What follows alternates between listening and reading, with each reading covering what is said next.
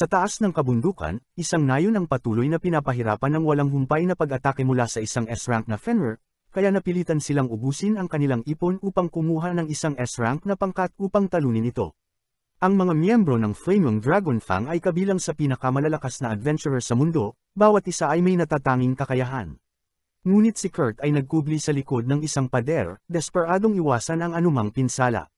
Gayunpaman, nang lumitaw ang Fenrir, siya agad ang tinarget nito, dahilan upang siya ay matangay sa ere.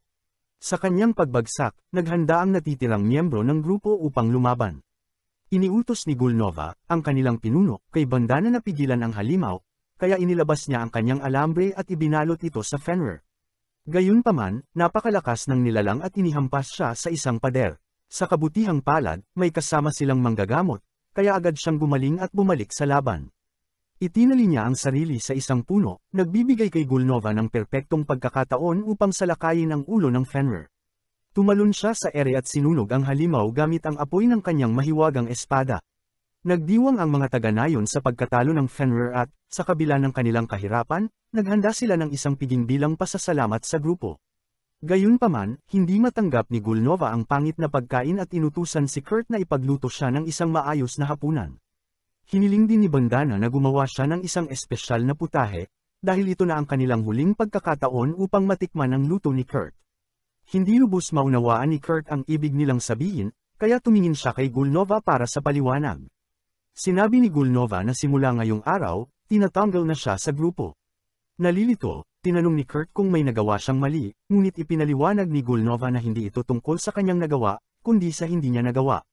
Bagamat si Kurt ang gumagawa ng lahat ng gawaing bahay, wala siyang silbi sa labanan.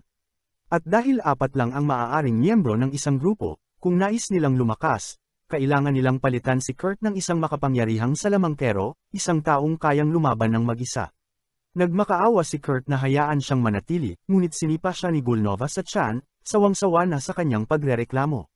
Hindi na siya kailangan, at iyon na ang katapusan ng usapan. Kinabukasan, umalis si Kurt mula sa nayon, walang direksyon at walang pera. Matapos ang ilang oras ng paglalakad, narating niya ang lungsod ng Simala, ngayon ay halos wala nang natitirang barya. Dahil desperado ng makahanap ng trabaho, napansin niya ang isang ahensya ng paggawa at nagdesisyong subukan ito. Pumasok siya at sinalubong siya ng receptionist, na nagtanong kung naroon siya upang kumuha ng tauhan o maghanap ng trabaho. Ipinaliwanag ni Kurt na nangangailangan siya ng trabaho, kaya sinabi ng receptionist na kailangan muna niyang dumaan sa isang panayam at pagsusulit sa kakayahan. Humingi siya ng ilang pangunahing impormasyon, pangalan, edad, at pinagmulan. Kaya sumagot siya na siya si Kurt Rockhans, 15 taong gulang, mula sa Haste Village sa Shin Mountains. Nagulat si Kershel, dahil hindi pa siya nakarinig ng isang nayon sa mga kabundukang iyon, ngunit nagpatuloy siya at tinanong tungkol sa karanasan ni Kurt sa trabaho. Ipinaliwanag ni Kurt na dating miyembro siya ng Flaming Dragon Fang, ngunit ang kanyang papel ay limitado lamang sa mga gawaing bahay at bigla na lang siyang tinanggal. Labis na nagulat si Kershel nang malaman niyang dating miyembro si Kurt ng isang S-rank na grupo. Kahit na maliit lamang ang kanyang kontribusyon, ang pagkakaroon ng pangalan ng grupong iyon sa kanyang aplikasyon ay tiyak na makakatulong upang makahanap siya ng bagong trabaho.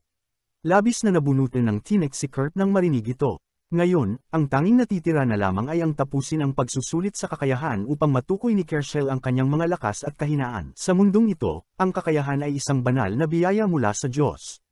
At kung suswertehin si Kurt, maaaring matuklasan niya ang isang nakatagong talento sa araw na ito. Ang mga kakayahang ito ay inuuri mula G-rank hanggang triple S-rank, at napakalaki ng agwat sa pagitan ng bawat antas. Ang isang may D-rank na kakayahan sa espada ay mahihirapang iwas-iwas ito, habang ang isang may A-rank na kakayahan ay kayang hamati ng bato ng walang kahirap-hirap. Naroon si Kurt, sabik na malaman kung mayroon siyang natatagong talento. Ngunit agad nawala ang kanyang kasiyahan nang makita niyang ang lahat ng kasanayan niya sa pakikipaglaban ay nasa pinakamababang antas, G-rank. Maliwanag na hindi siya kwalipikado para sa isang trabahong may kaugnayan sa labanan, kaya't agad na gumuho ang kanyang pag-asa. Gayunpaman, tiniyak sa kanya ni Kershaw na baka magaling siya sa isang kasanayang pangkalakalan, tulad ng alchemy o panday. May isang problema lang, wala ang teknisyan na nangangasiwa ng mga pagsusulit na iyon sa ngayon. Kaya't kailangan bumalik ni Kurt sa susunod na linggo para sa kanyang pagsusuri. Sinabi niya na hindi siya magtatagal ng ganoon katagal dahil wala siyang sapat na pera para makaraos, kaya kailangan niyang makahanap ng trabaho ngayon din. Naiintindihan ni Kershil ang kalagayan ni Kurt, kaya't hiniling niyang subukan nitong buhatin ang isa sa mga sako ng buhangin sa tabi. Sinubukan ito ni Kurt, at nang inilagay niya ang kanyang mga kamay sa sako, nakaramdam siya ng kakaibang sensasyon, parang may kaunting mana na nawala sa kanya. Gayunpaman, nagawa niyang buhatin ito, kaya't inisip ni Kershil na maaari siyang magtrabaho sa konstruksyon. Ipinaliwanag ni Kershil na kasalukuyang naghahanap ng mga manggagawa ang Margraviate ng Tron upang tumulong sa muling pagtatayo ng mga pader ng lungsod. Sa kanyang sulat ng rekomendasyon, hindi dapat mahirapan si Kurt sa pagkuha ng posisyon doon. Nagpapasalamat sa kanya, hindi na nag-aksaya ng oras si Kurt at agad na nagtungo sa Margraviate upang magpakilala. Makalipas ang kaunti, binasa ng tagapamahala ang liham ni Kurt na humihiling na magtrabaho roon. Ngunit hindi sapat ang lakas ng katawan ni Kurt para sa gawaing pangkonstruksyon. Gayunpaman, dahil kulang siya sa mga manggagawa, nagpasya siyang bigyan ng pagkakataon si Kurt. Inutusan siyang humalo ng semento at gamitin ito upang ayusin ang pader, at ang kanyang sahod ay ibabe sa dami ng matatapos niya. Sinabi ng tagapamahala na babalik siya mamaya upang suriin ang progreso ni Kurt, at binigyang babala siya na kung hindi man lang siya makakagamit ng kalahating bar aisles ng semento sa loob ng 3 oras, mababa ang magiging bayad sa kanya. Nakaramdam si Kurt ng pagnanais na magtanong dahil hindi man lang binanggit ng tagapamahala ang tungkol sa pagbuhos ng mana sa semento upang mapatibay ito. Ngunit pinili niyang manahimik, iniisip na marahil ay isang bagay ito na alam na ng lahat. Gayunpaman, nagulat siya na kalahating bar aisles lang ng semento ang pang-araw-araw na kota, tila napakadali nito. Kaya't nagpasya siyang gumamit ng mas maraming semento hanggat maaari bago bumalik ang tagapamahala. Nang bumalik ang tagapamahala, nagulat siya nang makita niyang natapos na ni Kurt ang isang buong bahagi ng pader. Humingi ng paumanhin si Kurt, sinabing maaari pa sana niyang tapusin ang iba, ngunit naubusan siya ng semento sa kalagitnaan. Halos hindi makapaniwala ang tagapamahala na nagawa talaga ni Kurt na kumpunihin ang higit sa 1/4 ng kanlurang pader. Interesado, tinanong niya kung paano nagawa ni Kurt na maabot ang itaas. At walang pakundangang ipinaliwanag ni Kurt na basta niya lang itinapon ang semento pataas at ginamit ang isang patpat upang pantayin ito. Sa normal na pagkakataon, maaaring akusahan ng tagapamahala si Kurt ng pagsisinungaling, tila imposible ang ganoong pahayag. Ngunit dahil malinaw na nagawa ito ni Kurt, walang doubt ang nagsasabi siya ng totoo. Dahil sa pagkamangha, tinanong ng tagapamahala kung gaano katagal balak manatili ni Kurt. Nang sumagot si Kurt na 1 linggo lang niya kailangan ng trabaho, nakahinga ng maluwag ang tagapamahala. Sinabi niyang sapat na ang nagawa ni Kurt para sa araw na iyon at maaari na siyang umuwi, dahil wala siyang sapat na pera upang bayaran siya ng buo. Iniabot niya kay Kurt ang isang maliit na supot ng pera at nangakong ipapadala ang natitira sa pamamagitan ng guild. Nagulat si Kurt dahil kahit ang maliit na supot na iyon ay naglalaman ng mas maraming pera kaysa sa anumang kinita niya noon habang kasama ang hero party. Sa mga sumunod na araw, patuloy siyang masigasang nagtrabaho sa pagkukumpuni ng pader, hanggang sa bigla na lang siyang sinabihan ng tagapamahala na tinatanggal na siya sa trabaho. Lito, tinanong ni Kurt ang dahilan, at ipinaliwanag ng tagapamahala na ang pagsasaayos ng pader ay inilaan upang magbigay ng trabaho sa mga mahihirap. Ngunit dahil sa sobrang bilis ni Kurt, kung magpapatuloy siya sa trabaho, wala nang matitirang trabaho para sa iba. Wala siyang sama ng loob kay Kurt, ngunit batay sa kanyang nakita, madaling nasa double S rank, o baka triple S rank pa, ang kakayahan ni Kurt. Kaya't naniniwala siyang mas makabubuti para kay Kurt na maghanap ng mas angkop na trabaho. Ibigay niya kay Kurt ang natitirang bayad bilang kabayaran sa biglaang pagtanggal at pagkatapos ay umalis. Ngunit, maling-mali ang pagkaintindi ni Kurt sa sitwasyon at inisip niyang nais lang siyang tanggalin ng manager dahil siya ay masamang manggagawa. Pumunta siya pabalik sa ahensya at nakipagkita kay Kershil upang sabihin na siya ay tinanggal, at kinakailangan pa ng ilang araw bago masuri ang mga katangian ni Kurt sa kalakalan. Habang nagsasalita sila, narinig nila ang ingay sa harap ng desk, at mukhang may isang babae na nanghihikayat ng tao. Ngunit sinabi ng receptionist sa desk na walang tatanggap sa kondisyon ng kanyang alok. Gayunpaman, patuloy na pinipilit ng babae ang receptionist na maghanap ng tao, at nagsisimula ng makaakit ng atensyon dahil sa ingay na kanyang nililika, kaya't pinasya ni Kershil na lumapit at alamin kung ano ang nangyayari. Ipinaliwanag ng kasamahan ni Kershil na ang babae ay naghahanap ng minero upang maghukay sa isang hindi pa natutuklasang bundok, ngunit tumanggi siyang magbigay ng paunang bayad, at nagsabing magbabayad lamang siya kung magtatagumpay ang paghuhukay. Pumayag si Kershil na walang sinuman ang tatanggap sa ganitong mga kondisyon, kaya't tinangka niyang kumbansihin ang babae na kumuha ng mga namumuhunan upang mag-develop ng minahan. Ngunit sinabi ng babae na hindi niya kayang gawin iyon dahil kung hindi niya mababayaran ang mga buwis bago magtapos ang linggo, magkakaroon sila ng countermine. Dumating si Kurt at sinabi na handa na siyang tanggapin ang trabaho. Sa kanyang baryo, tumulong siya sa paghuhukay sa minahan, kaya may sapat siyang karanasan. Nagtanong si Kersel kung talagang nais ni Kurt tanggapin ang trabaho, at binalaan siyang ang kontrata ng babae ay maaaring mag-iwan sa kanya ng walang bayan. Bago makasagot si Kurt, ininterrupt siya ng babae at inamin na sana'y makahanap siya ng isang matipuno at malakas na duwende kaysa sa isang payat na lalaki. Pakiramdam niya'y may kasalanan siya sa pagtatalaga ng ganitong trabaho kay Kurt. Ngunit ang sinumang duwende ay maghihingi ng hindi bababa sa 10 pilak na paunang bayad, kaya't dahil wala siyang ganoong halaga, napilitan siyang tanggapin si Kurt. Habang umaalis sina Kurt at ang babae, nakaramdam ng awa si Kersel na pinayagan niyang tanggapin ni Kurt ang trabaho dahil malamang hindi ito sulit sa oras. Sa totoo lang, iniisip niyang mas mabuti pang magtrabaho na lang si Kurt sa isang bahay aliwan. Habang nagpapalipas siya ng oras tungkol kay Kurt, tinawag siya ng kasamahan at sinabi na may bagong bank transfer na dumaan. Ayon, ito raw ang natitirang bayad na ipinangako ng manager bilang kabayaran sa lahat ng trabahong ginawa ni Kurt sa pader. Inaasahan ni Kersel na ilang pirasong pilak lang ang matatanggap, ngunit ito pala ay isang tseke na nagkakahalaga ng 200 ginto, at napakalaking halaga nun. Ang pagkakaalam na kumita si Kurt ng ganoon kalaki ay nag-iwan sa kanya ng pagkabigla kaya't nadapa siya sa mga sako ng buhangin sa sahig. Agad siyang binanggit ng kanyang kaibigan na mag-ingat siya. Hindi ito ordinaryong mga sako ng buhangin kundi mga espesyal na kasangkapan para sa pagsukat ng kapasidad ng mana. Ang mga ito ay nagiging mabigat kapag hinawakan ng isang tao na may malalaking imbakan ng mana. Ang karamihan ng mga ordinaryong tao ay hindi nito naaapektuhan, kaya't madali lang para kay Kersel ang magbuhat ng isa. Ngunit naaalala niya kung paano nahirapan si Kurt na ilipat ang parehong sako ilang araw lang ang nakalipas, kaya't nag-aalala siya kung talaga bang kasing average siya tulad ng inaakala. Samantala, papunta sina Kurt at Yulia sa kagubatan upang makarating sa kanyang campsite. Ngunit nang dumating sila, medyo nag-aalala si Kurt dahil isang tent lang ang nandoon. Sinabi ni Yulia na sapat na ang tent para matulog silang dalawa, ngunit sinabi ni Kurt na hindi siya makakatulog kapag natutulog siya sa tabi ng isang magandang babae tulad ni Yulia. Nang marinig ni Yulia ang sinabi ni Kurt na cute siya, nagalit siya dahil akala niya tinutukso lang siya ni Kurt. Ngunit sinabi ni Kurt na talagang tingin niya ay cute siya. Napagtanto ni Yulia na tapat si Kurt, kaya't binigyan siya ng isang patatas para sa hapunan. Hindi ito marangya, isang pinakuloang patatas lang. Ngunit matagal na simula nang may nagluto para sa kanya, kaya't labis niyang pinahahalagahan ang magandang gawain.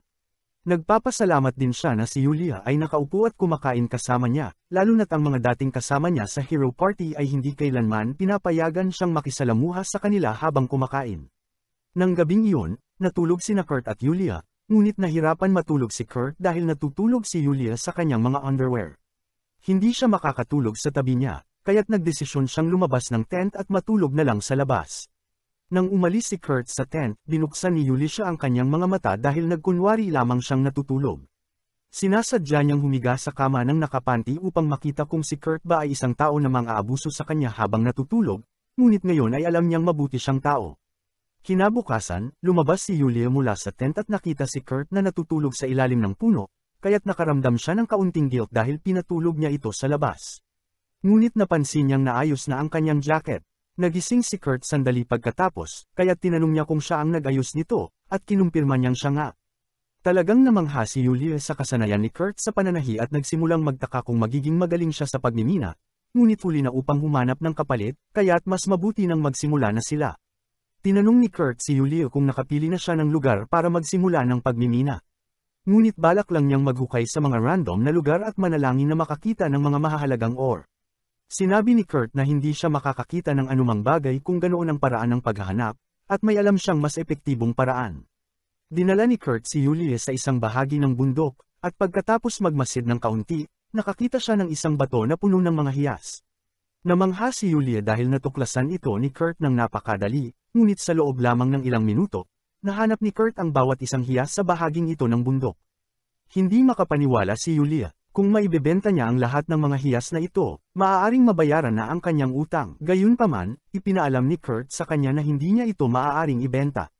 Naiintindihan ni Yulia ang punto niya.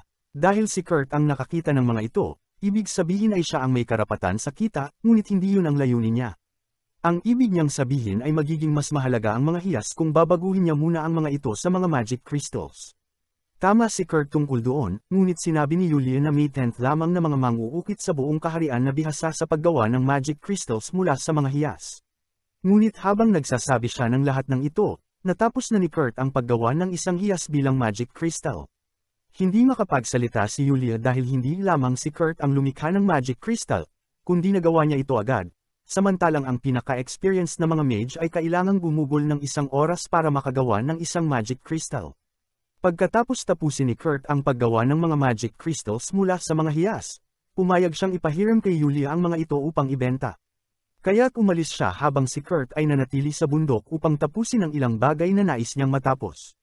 Dumaan si Yulia sa customs agency ng syudad at ipinaalam na balak niyang magbenta ng mga magic crystals sa Royal Capital.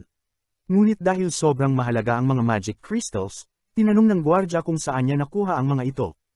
Hindi nais magbigay ng anumang detalye, ipinakita na lamang ni Yulia ang kanyang royal family emblem, na nagpatigil sa mga tanong.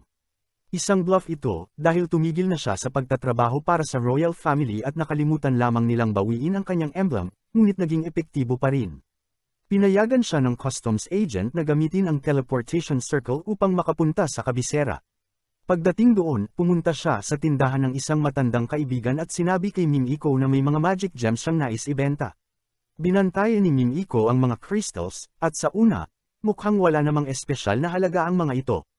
Ngunit nang masusing tignan, napansin niyang may 10 beses na higit na mana ang laman ng mga ito, kaya't bawat crystal ay may halagang 10 ginto. Laking gulat ni Yulia, lalo pat ibinigay sa kanya ni Kurt ang 50 nito. Nang walang abala, iniabot ni Ming Iko ang isang pouch na may 500 ginto. Ngunit bago umalis si Yulia, may dalawang mahalagang kondisyon si Ming Iko. Una, iginiit niyang kailangan sumang-ayon si Yulia na ibenta lamang ang mga ganitong crystal sa kanyang tindahan. Matapos lahat, kung ang mga ganitong makapangyarihang crystals ay ipapakalat ng walang pangangalaga, maaari itong magdulot ng sakuna. Pangalawa, tinanong niya kung sino ang gumawa ng mga crystals. Tinanggap ni Yulia ang unang kondisyon, ngunit ipinaliwanag na hindi niya kayang ibunyag ang pangalan ng gumawa ng mga crystals kay Ming Iko, maliban kung makuha muna ang permiso ng gumawa. Dahil si Ming Iko ay isang court mage ng royal family, sinubukan niyang gamitin ang kanyang autoridad, at humiling na ibigay ni Yulia ang mga detalye ng misteryosong mage. Ngunit hindi na nagtatrabaho si Yulia sa ilalim ng korona, kaya't wala siyang obligasyong sundin ang mga utos ni Ming Iko. Agad na naintindihan ni Ming Iko na hindi ibubunyag ni Yulia ang detalye ni Kurt, kaya't umayon siya sa isang bagay, na siguraduhin ni Yulia na hindi aalis si Kurt patungong ibang bansa. Bukod pa dito, nag-alok siya. Kung papayag si Kurt na magtrabaho para sa royal family, handa si Ming Iko na ipagkaloob sa kanya ang ranggo ng count, pati na rin ang hindi limitadong mga pribilehiyo na gamitin ang Royal Research Laboratory at tamasahin ang lahat ng mga benepisyo nito. Yulia ay umalis mula sa tindahan ni Ming Iko, at kinabukasan, nagpunta siyang muli sa bundok upang makipagkita kay Kurt.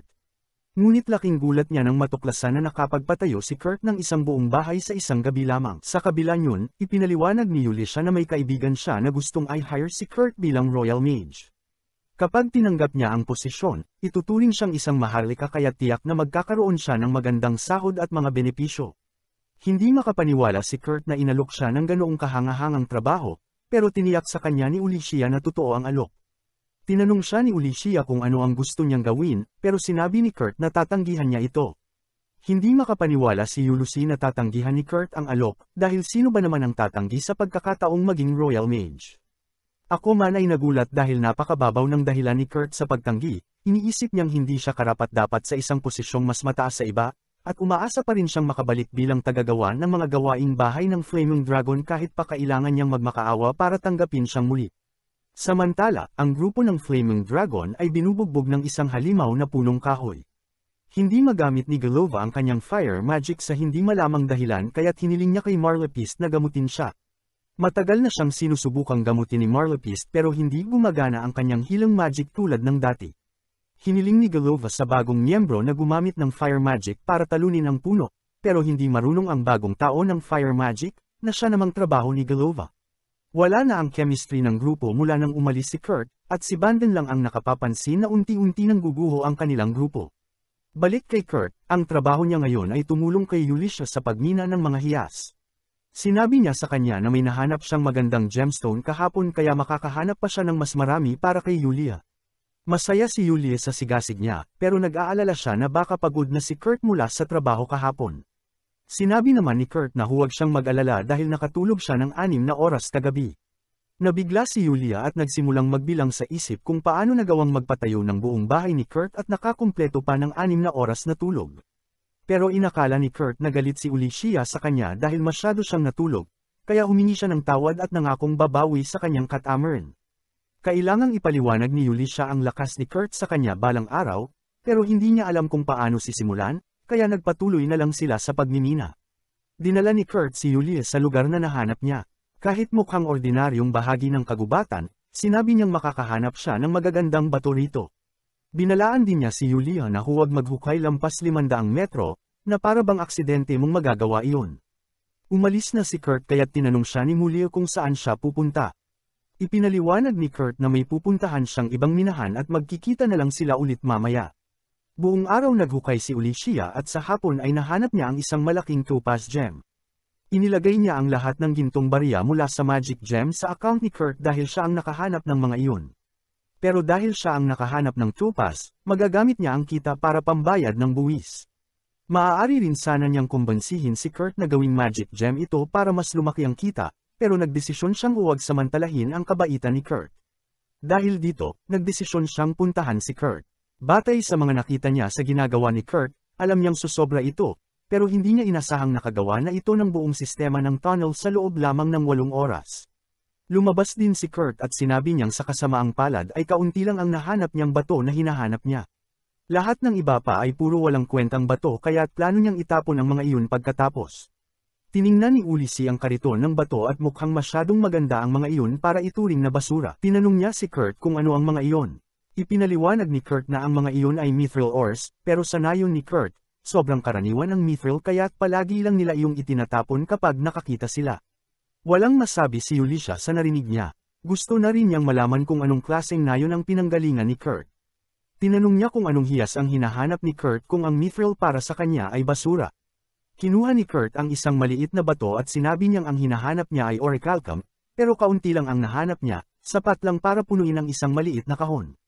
Ang orichalcum ay kilala bilang metal ng mga Diyos kaya kahit 1 gramo lang ay milyones na ang halaga, at basta-basta lang nakahanap si Kurt ng isang kahon nito. Hindi alam ni Yulia na may orichalcum sa ganitong lugar, pero sinabi ni Kurt, pwede mo iyang main kahit saan, kailangan mo lang maghukay ng 8 kilometro pababa sa lupa para makuha. Si Ulysses ay nagdesisyong sapat na ang pagmimina para sa araw na ito at dahil sapat na ang topaz na nakuha niya para pambayad ng buwis, tapos na ang kontrata niya kay Kurt.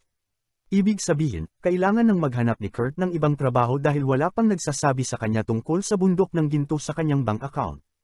Habang papunta siya sa ahensya, nasalubong niya si Bandana at natuwa siyang makita ito, pero tinanong niya kung anong ginagawa nito doon. Sinabi ni Bandana na hindi na siya bahagi ng Flaming Dragon, pero may mas malalim pang kwento dito. Pagkatapos ng palpak nilang misyon, pumunta si Galova sa isang 5-star restaurant para kumain ng masarap, pero kumpara sa luto ni Kurt, lasang basura ang lahat ng pagkain doon. Galit na galit si Galova kaya sinira niya ang lugar at umalis nang hindi nagbabayad. Habang naglalakad siya sa isang eskinita, nasalubong niya si Bandana at sinabihan siyang samobra siya sa pagsira ng restaurant. Pero ang iniintindi lang ni Galova ay makakain ng masarap, kaya inutusan niya si Bandana na hanapin si Kurt at pilitin siyang bumalik kahit kailangang pilayin ito. Halatang nawawala na sa katinoan si Galova kaya hindi na siya pinagtalunan ni Bandana. Sa halip, kinuha niya ang teleportation crystal ni Galova at tumakbo palabas ng eskinita. Habang umaalis siya, nakita niyang papalapit ang mga bantay ng lungsod sa kinaroroonan ni Galova, at dahil wala na siyang teleportation crystal, siguradong mahuhuli siya dahil sa ginawa niya sa restaurant. Bukod pa rito, pinatawag si Marl ng simbahan kaya opisyal nang nagkawatak-watek ang Flaming Dragon. Bagaman hindi binanggit ni Bandana ang karamihan sa detalye tungkol sa pagkabaliw ni Galova, nalungkot si Kurt nang marinig na wala na ang Flaming Dragon dahil hindi na siya pwedeng bumalik. Pero hindi maintindihan ni Bandana kung bakit gusto pa niyang bumalik. Ipinaliwanag ni Kurt na malaki ang utang na loob niya kay Galova at hindi pa rin niya alam kung gaano kasama ito, kaya malungkot siya na hindi na sila makakatrabaho muli. Si Bandana naman ay wala talagang pakialam kay Golova dahil ginamit lang niya ito bilang dahilan para bantayan si Kurt. Dahil papunta si Kurt sa ahensya, inisip ni Bandana na naghahanap ito ng trabaho, at kung ganoon, may perfectong alok siya. May kaibigan siyang naghahanap ng katulong sa kanyang pagawaan, at mukhang magandang trabaho ito dahil Italier Master ang kaibigan niya. Iilan lang ang Italier Master sa buong mundo at malaki ang impluwensya nila, kasing taas ng isang Viscount. Tinanong ni Bandana si Kurt kung gusto niya ang trabaho, at sabik siyang pumayag kaya binigyan siya ng mapa at pinapunta na.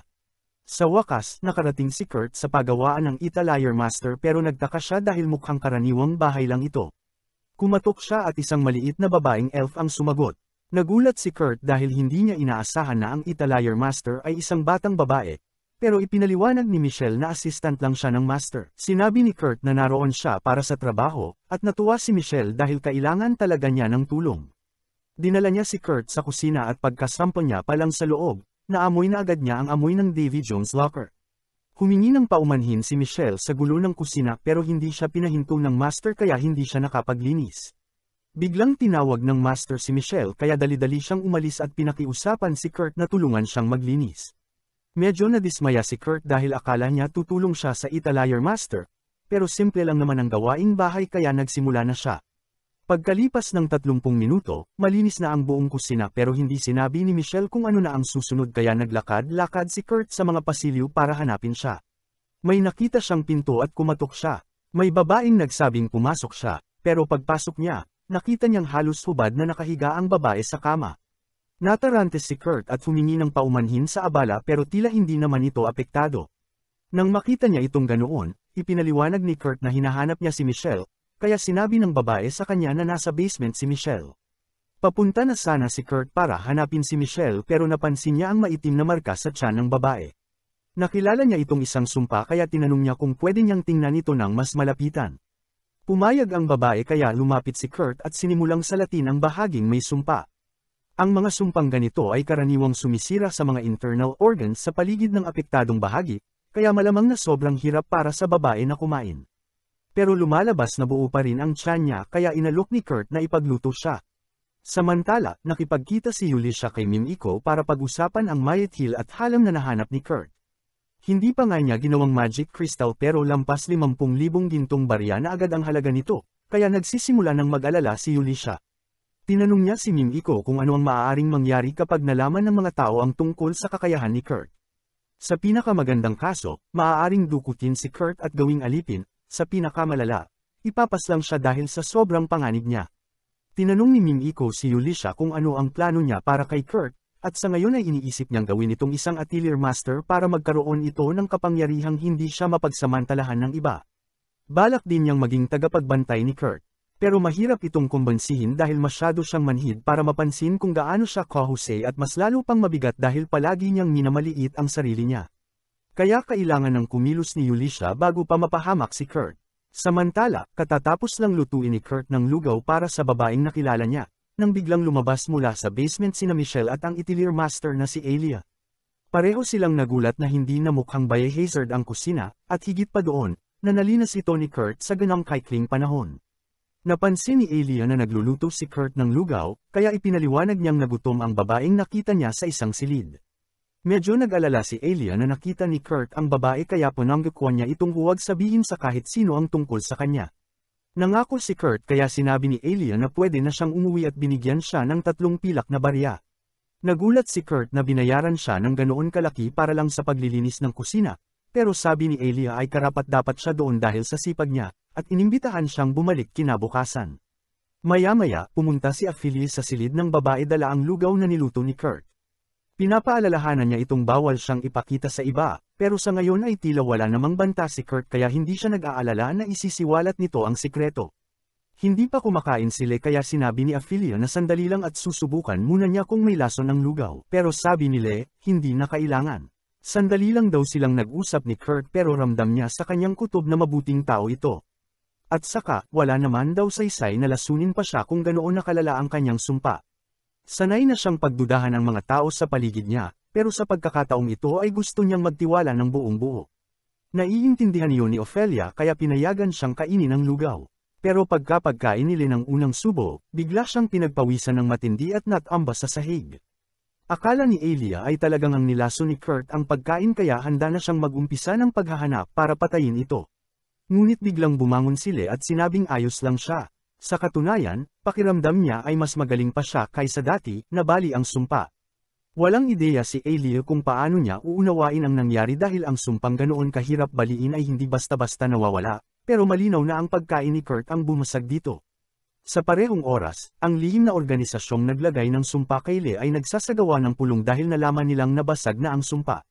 Balak sana nilang gamitin iyon para patayin sila mula sa malayo, pero ngayon ay kailangan na nilang gumamit ng mas matitinding paraan. Kinagabihan, pumunta sina Ophelia at Lee sa tindahan ni Mimiko dahil may mahalaga silang kailangang pag-usapan. Tinanggal ni Lee ang kanyang hood at agad siyang nakilala ni Mimiko at Ulysses bilang ang ikatlong prinsesa ng kaharian. Ipinaliwanag ni Ophelia na may malakas na sumpang inilagay kay Lee bilang tangka sa kanyang buhay. Hindi pa nila alam kung sino ang may pakana, pero sila lamang ang anak ng hari at ni Prinsesa Fran mula sa kahariang Gurumako, kaya ang kanyang pag-iral ay tila simbolo ng kapayapaan sa pagitan ng dalawang kaharian. Malinaw na may balak si Selma na pasimulan ang digmaan. Masaya si Mimiko na ligtas sila pero nagulat siya na nabasag nito ang ganoong kalakas na sumpa. Gayunpaman, sinabi ni Lee na hindi niya iyon nagawa mag-isa. Ang sumpa ay nabasag ng isang lalaking nagngangalang Kurt. At pagkarinig ng pangalan niya, nagulat at nataranta agad ang dalawa. Ipinaliwanag ni Ophelia na nakawala si Lies mula sa sumpa matapos niyang kainin ang essential na lugaw ni Kurt, at nagtataka si Ulicia kung ano pang mga imposibleng bagay ang nagawa ni Kurt sa loob ng 6 na oras na nawala siya rito. Biglang nagsalita si Mimiko at sinabi na ang taong naglagay ng sumpa kay Lies ay tiyak na may koneksyon sa isang gumagamit ng sumpa at may sapat na impluwensya upang makialam sa anti-curse barrier sa paligid ng palasyo. Mayroon siyang 3 pinaghihinalaan na akma sa mga pamantayang ito, at kabilang dito si Senador Ova, ang unang general ng Royal Expeditionary Forces, si Pope Tristan ng Poland Church, at si Isidora, ang ikatlong reyna ng kaharian. Bagaman sang-ayon sina Ophelia at Lies na kayang pakialaman nina Tristan at Isidora ang anti-curse barrier, hindi nila iniisip na kayang gawin ito ni Senador Ova. Sumagot si Ulicia na may koneksyon si Senador Ova sa Thieves Guild at eksperto sila sa ganitong bagay. Dahil walang tiyak na paraan upang matukoy ang salarin, nagpanukala si Ophelia ng isang plano. Sinabi niya na maglalagay sila ng patibong upang malaman kung sino ang gustong saktan ang prinsesa. Ipinaliwanag niya na ayon sa batas ng kanilang bansa, naging ganap na adult si Lies matapos ang kanyang 15 kaarawan at kailangan na niyang maglaan ng 1 taon para sa pagsasanay. Sinabi ni Ophelia na gagawa sila ng peking pagawaan para doon at mag-iimbento ng isang huwad na Aethermeister upang mga siwa sa pagsasanay. Kapag nagsimula si Lies na magsanay sa ilalim ng huwad na Aethermeister, susubukan ng kanyang mga kaaway na magkalap ng impormasyon tungkol sa kanyang guro, ngunit dahil peke ito, wala silang mahahanap. Naunawaan ni Mimiko na kung masyadong magsusumikap ang mga kaaway ng prinsesa na alamin kung sino ang kanyang guro, mabubunyag nila ang kanilang sarili, ngunit hindi alam ni Ophelia kung saan sila makakahanap ng taong kwalipikado para sa papel ng huwad na Aethermeister. Si Ulicia ang may sagot sa kanyang problema at agad niyang ipinakita ang mahiwagang kristal na ginawa ni Kurt. Habang naguguluhan si Ophelia sa pagkakatuklas na higit sa isang SSS rank skill ang taglay ni Kurt, lubos namang humanga si Lies. Samantala, nagtungo si Kurt sa pagawaan ni Ophelia kinabukasan ngunit sarado ito. Nakasalubong niya si Michelle paglabas at sinabi nito na matapos siyang bisitahin kahapon, umalis na si Ophelia kaya wala siyang trabahong gagawin. Nalungkot si Kurt sa kanyang narinig ngunit agad siyang na-distract ng kanyang kumakalam na tiyan. Pumunta siya agad sa isang bahay panuluyan upang kumain at doon niya narinig ang ilang adventurers na nag-uusap tungkol sa pagkansela ng kanilang misyon dahil umatras ang kanilang porter. Naisip ni Kurt na ito na ang pagkakataon niyang makahanap ng trabaho at nilapitan niya ang mga adventurer para mag-alok. Sinabi ng babae na mukhang hindi man lang kayang buhatin ni Kurt ang sarili niyang timbang, ngunit sinampal siya ng knight at sinabi kay Kurt na hindi siya mukhang sapat na malakas para tulungan sila dahil maghuhuli sila ng mga golem na mahigit 200 kilo ang bigat.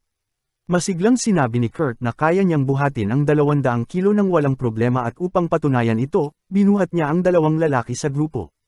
Una niyang binuhat ang samurai at pagkatapos ay ang knight na may suot na buong armor, kaya namangha ang lahat sa bahay panuluyan. Matapos patunayan ang kanyang kakayahan, nakuha ni Kurt ang trabaho bilang porter ng grupo para sa misyon at nang matapos ang pagpapakilala, napagtanto niyang mababait ang mga ito. Nagpasya siyang gawin ang kanyang makakaya upang hindi sila bigan. Ngunit nang papasok na sila sa isang dungeon, nadulas siya sa isang slime at na-stuck. Sinabi ng ranger na si Senna na tusukin niya ang core ng slime upang patayin ito, ngunit hindi man lang niya ito nagawa at ang sarili niya ang natserve niya. Labis na nadismaya si Senna sa kakulangan ng kanyang kakayahang lumaban, ngunit tinalo niya ang slime para sa kanya. Humingi ng paumanhin si Kurt sa kanyang grupo dahil sa pagkaantala, ngunit sinabi nila sa kanya na huwag siyang mag-alala dahil ang trabaho niya ay magbuhat lang ng mga gamit at tungkulin nilang panatilihing ligtas siya. Isa itong kakaibang karanasan para kay Kurt dahil dati, palaging nagagalit ang kanyang mga kasamahan tuwing nagkakamali siya. Napaiyak siya dahil dito ngunit pinunasan niya ang kanyang luha at ipinagpatuloy ang misyon. Nang makarating sila sa kuweba, pinakalat ni Senna ang kumikislap na lumot para mas lumino ang paligid at napansin ni Kurt ang sariwang ebak ng goblin. Sinasabi ng mga adventurer sa kanya na kaya nilang talunin ang ilang goblin ng madali pero kailangan nilang tumakas kapag nakasalubong nila ang isang grupo. Nagpatuloy sila at may nakita si Kurt sa pader ng kuweba nang biglang may mapansin ang mga adventurer na goblin. Pinatay nila ito agad pero nakatawag ito ng mga kasama bago mamatay. Maya-maya ay nagsimulang marinig ang mga goblin mula sa magkabilang direksyon at na-realize ng mga adventurer na wala na silang takas. Sinabi ni Kurt na may nakita siyang lihim na lagusan na maaari nilang gamitin para makatakas pero nagpas siyang gumawa ng ibang plano ang mga adventurer. Pagkabukas ni Kurt ng lihim na pinto, sinundan siya ni Senna at sinabing tutulungan siyang makahanap ng labasan pero sa halip ay isinara niya ang pinto. Nagtaka si Kurt sa ginagawa niya pero sinabi ng mandirigma at ng samurai mula sa kabila na wala na silang ibang paraan para makatakas dahil dumarating na ang mga goblin mula sa magkabilang panig kaya't nagpasya silang manatili at tigilan ang mga kalaban habang sina Kurt at Senna ay hahanap ng daan palabas. Nabigla si Kurt at sinabing lalaban din siya pero pinatahimik siya ni Senna at sinabing hindi na niya kayang pumatay ng slime at magiging pabigat lang siya. Labis ang pagkalungkot ni Kurt nang mapagtanto niyang isinusugal ng dalawang adventurer ang kanilang buhay para sa kanya at wala man lang siyang magawa para tumulong. Pero sinabi ni Senna na makakaligtas sila. Sinabi niya kay Kurt na kailangan nilang mabilisang makahanap ng daan palabas pero habang pinapakalat niya ang kumikislap na lumot sa paligid, nakakita siya ng Iron Dragon Golem at napatigil sa takot. Samantala, dinala ni Julia si Lies sa tinutuluyang ini Kurt pero wala siya sa kanyang kwarto. Biglang lumitaw si Bandana sa labas ng kwarto at sinabing pumunta si Kurt sa isang kuweba sa hilaga kasama ang isang grupo ng adventurer. Agad lumabas si Julia para tingnan kung sino ang nagsasalita pero wala na si Bandana pagdating niya. Naisip ni Julia na maaaring isang bitag iyon pero mas nag-aalala siya kay Kurt kaya nagpasya siyang pumunta sa kuweba para hanapin ito. Sinabi ni Lies na sasama siya dahil marunong siya ng mahika para protektahan ang sarili at wala nang nagawa si Ulysses kundi pumayag. Pagdating nila sa kuweba, nakita ni Lies ang mga bakas ng paa ni Kurt. Pagkatapos ng matigas na bahagi ng sahig kung saan natapos ang mga bakas, gumamit siya ng mahika para palakasin ang kanyang pandama at inakala ni Julia na papatalasan niya ang kanyang pandinig para hanapin si Kurt pero sa halip ay pinatalas niya ang kanyang pang-amoy at inamoy ang mga pader para sundan ang direksyon ni Kurt. Na-shock at nainggit si Julia kay Lies pero bigla siyang nakarinig ng mga ingay mula sa di kalayuan. Napagtanto niyang may nakikipaglaban sa mga goblin sa unahan at nagpasya siyang tumulong. Pinalakas ni Lies ang kanyang lakas gamit ang mahika at tumakbo si Julia para iligtas ang dalawang adventurer na napalibutan ng mga goblin, iniwan silang ligtas. Samantala, nagka-breakdown si Senna dahil sa mga Iron Dragon Golem sa harap nila. Alam niyang aatakihin sila ng mga ito kapag sinubukan nilang dumaan kaya masasayang lang ang sakripisyo ng kanyang mga kasama. Nalungkot siya pero sinabi ni Kurt na ngumiti siya dahil makakatakas sila. Inisip ni Senna na nababaliw siya pero biglang lumakad si Kurt papunta sa mga Dragon Golem na kalmado. Natarante siya nang mag-activate ang mga golem at umatake pero nailagan ni Kurt ang mga atake at nakasampas sa kanila sa isang iglap. Sa isang saksak ng kanyang dagger, nabali niya ang buntot ng golem. Tinangka siyang atakehin ng Dragon Golem pero naiwasan din iyon ni Kurt at pagkatapos ay binali ang ulo ng golem sa isa pang hampas. Wala nang nagawa si Senna kundi ang titigan siya sa takot at paghanga habang mabilis na winawasak ni Kurt ang mga golem isa-isa. Tinanong siya ni Senna kung ano ang ginawa niya, at simple lang ang sagot ni Kurt, dati raw siyang nagmimina ng Iron Golem sa kanilang nayon. Biglang bumukas ang pinto sa isang malakas na sipa ni Ulysses na naghahanap kay Kurt, at nagsimulang ikwento ni Senna sa pagkagulat kung paano winasak ni Kurt ang mga Iron Golem gamit ang kanyang daga. Hirap man maniwala si Julia, pero nagpasya siyang unahin muna ang mas mahalagang bagay.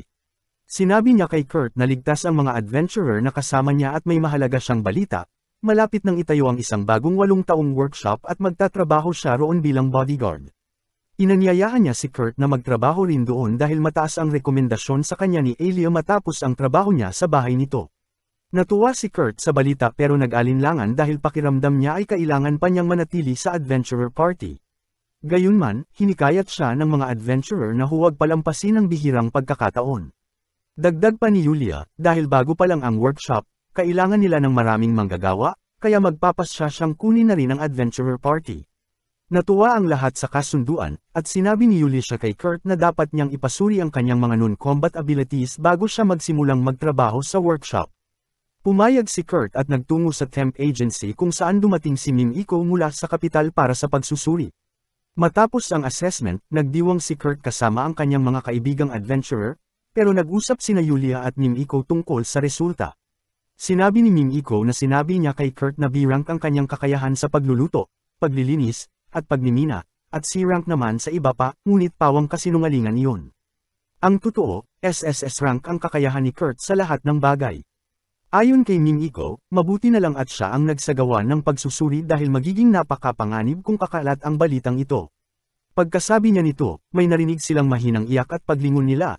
Nakita nilang sinusubukang takpan ng receptionist ang kanyang mga tainga upang kumbansihin sina Mimiko at Yulia na wala siyang narinig. Ang grupo ay nasa isang karwaheng mabilis ang takbo na inayos ni Ulicia gamit ang espesyal na autoridad ng isang Atelier Meister.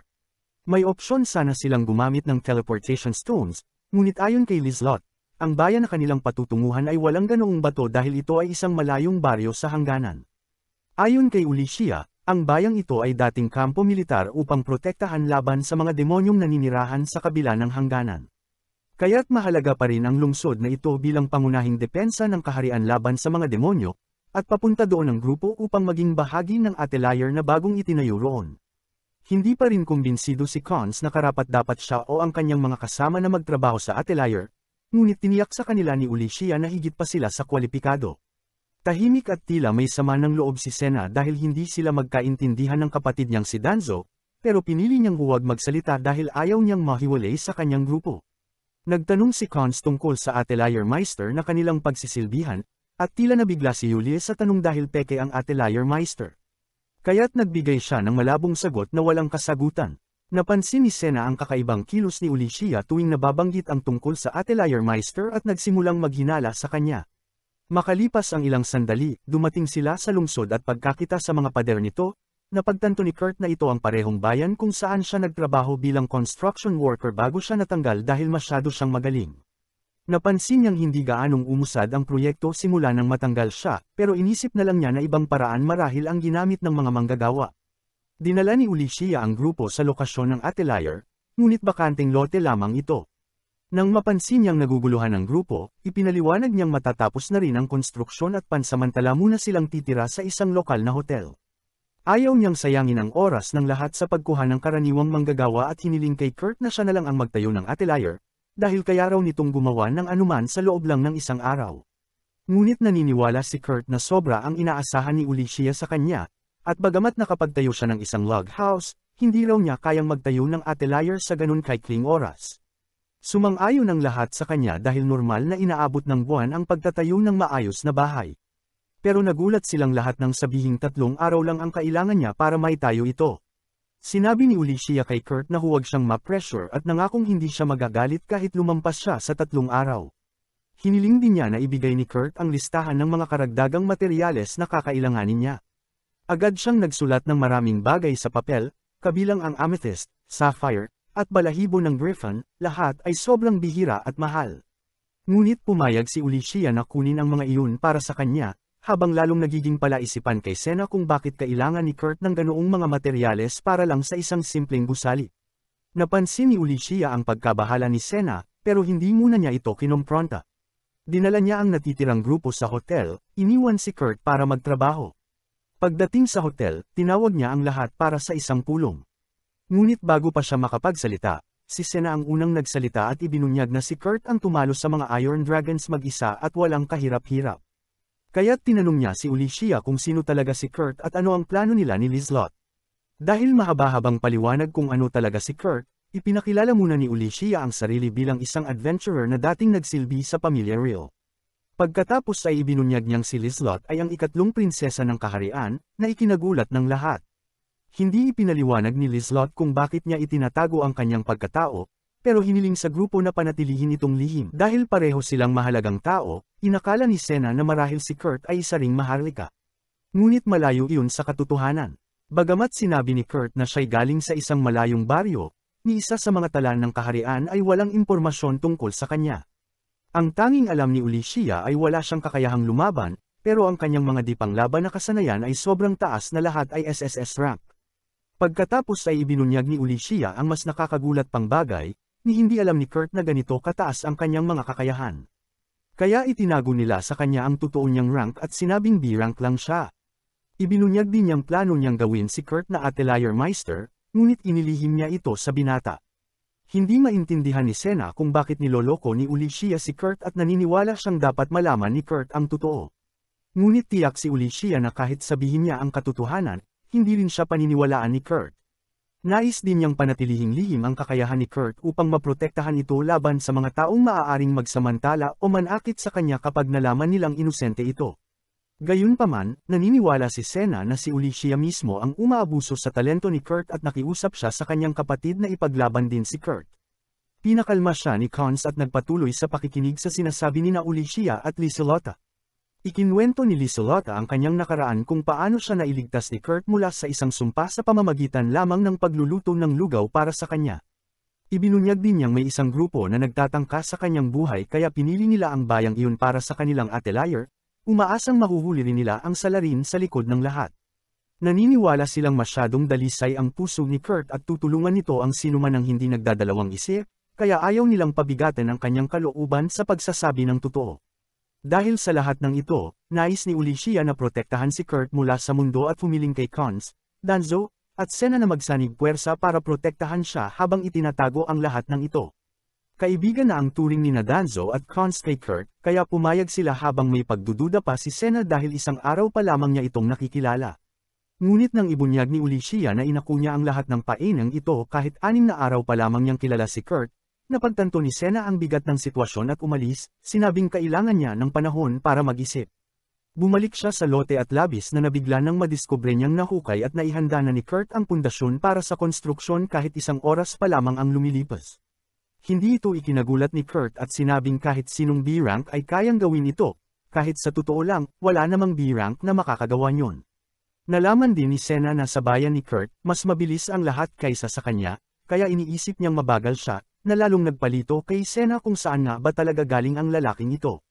Dahil sa konsensya, tinanong ni Senna si Kurt kung hindi ba siya nabibigatan sa pagtulong sa iba.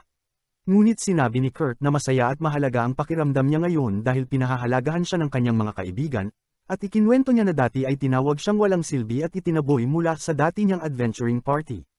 Kaya masaya siyang napatutunayan ngayon na may silbi siya. Dahil sa kanyang mga salita, napagtanto ni Senna na sobra nga ang kabutihan ni Kurt para sa mundong ito, at sa wakas ay nauunawaan niya kung bakit nais siyang protektahan ni Ulicia.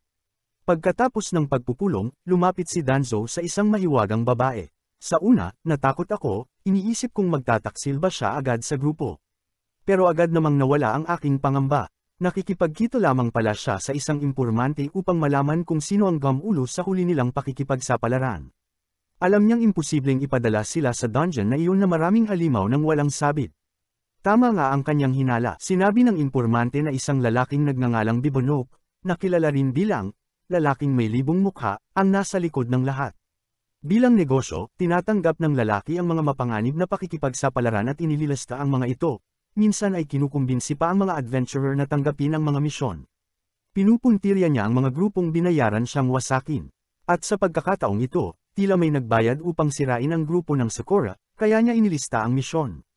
Pinasalamatan ni Danzo ang impormante at binayaran ito. Bagamat hindi natuloy ang plano ni Bibonok na mapatay sila, galit si Danzo na may nagnais na mangyari iyon kaya agad niyang pinag-iisipan ang paghihiganti. Sa totoo lang, karapat-dapat lang naman ito kay Bibonok. Samantala, si Bibonok ay nasa isang bar at sinusubukang manligaw sa isang babae na wala namang interes sa kanya. Sa tingin ko, hindi siya kaaya-aya para mapansin ng babae, kaya hindi ko siya masisisi. Umupo siyang galit at iniisip na ang dahilan kung bakit siya kapos ngayon ay dahil hindi namatay ang grupo ng Sakura sa dungeon. Wala siyang ideya kung paano sila nakaligtas at nalaman pa niyang kasalukuyan na silang naglilingkod sa prinsesa. Bawat bahagi ng kanilang tagumpay ay ikinagagalit niya. Pero may isang bagay na nagpapalakas ng loob niya, ang katotohanang mas masaya ang ibagsak sila habang nagtatrabaho para sa prinsesa. Hindi niya alam, nasa likod na niya si Danzo. Nagkomento si Danzo at nagtanong kung ganoon ba siya kasabik sa pagbagsak ng grupo, at ngumiti ito. Nang lumingon siya at makita si Danzo, nagulat siya. Tumalon siya at nagsimulang tumakbo. Habang tumatakbo siya, ginamit ng especially iya ang tali para sapitin siya.